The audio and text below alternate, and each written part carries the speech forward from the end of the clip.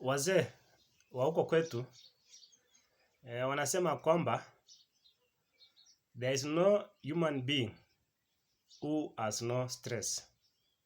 Hiyo inamaanisha kwamba kila mtu ako na stress kwa hii dunia. Yaani hakuna binadamu ambaye ana stress. Sisi wote tuko na stress. Stress ya mawazo, stress ya kazi, stress ya mambo ya dunia, stress ya maisha. So nobody ambaye ana stress. To be a human being, you must have a stress. Na katika pilika pilika za dunia, wazee wa huko kwetu wanasema kwamba success ya binadamu, wakati umekaribia kusucceed kwa kitu fulani, wazee wanasema kwamba lazima kuna frustration itatokea. There must be a frustration. Yaani wanasema in the yoke of success there comes a frustration. Yaani uko almost to be promoted, frustration comes. Nasikia hiyo promotion hujapata na ulikuwa na hakika. Almost to get a new job, frustration comes. Yaani almost to succeed, almost to do something, frustration comes, stress comes. So katika hii maisha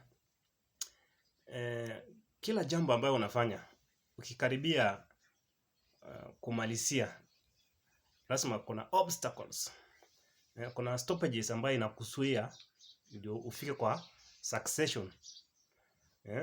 succession bar. Ukifika hapo kwa area fulani, almost to finish, almost to, frustration inakuja. Haya ni mambo ya wazee, sio yangu bana. Wazee wako kwetu ndio wanazidi kusema hivyo, wanasema almost to succeed. Nyumba umejenga imefika kwa Linton, inasimama hapo almost to, frustration imeanza. Umeenda kwa safari, wakati umekaribia kufika, kitu kinatokea, unaambua hiyo safari imekuwa hivi, almost to. Kwa hii maisha, so don't celebrate until you succeed, until the success comes. Wakati umeanza kuhold that success kwa mikono yako, that's when you will celebrate. This is life. Almost to. Wazee ndio wanasema hivyo, almost to. Almost to, kitu inatokea, almost to. So katika maisha frustration comes when we are almost succeed. Umekaribia kufanya degree yako, almost to, frustrations. Umekaribia kuingia kwa nyumba, almost to. Umekaribia maybe unapata kupata transfer to another area, almost to, frustrations lazima iwe. Hata kama iko lazima itakufrustrate, it is lazima, stress lazima iwe.